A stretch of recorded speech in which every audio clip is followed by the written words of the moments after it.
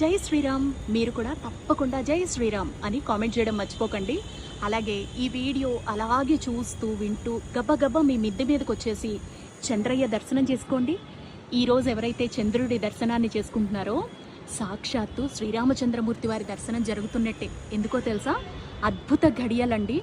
మన శ్రీరామచంద్రమూర్తి ఎలా అయితే అభిజిత్ ముహూర్తంలో గురువారంతో కూడుకున్నటువంటి పునర్వసు నక్షత్రంతో కూడుకున్నటువంటి నవమి తిథి నాడు చైత్ర శుద్ధ నవమి నాడు జన్మించారో అదే ఘడియలు ప్రజెంట్ మీరు ఇక్కడ చూస్తున్నారు.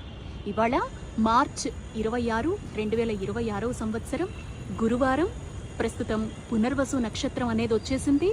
అలాగే నవమి ఘడియలు కూడా వచ్చేసాయి. కర్కాటక లగ్నంలో ఉన్నాము.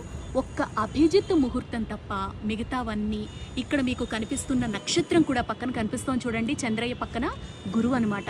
సో గురువుతో కూడుకున్నటువంటి చంద్రుడు, సూర్య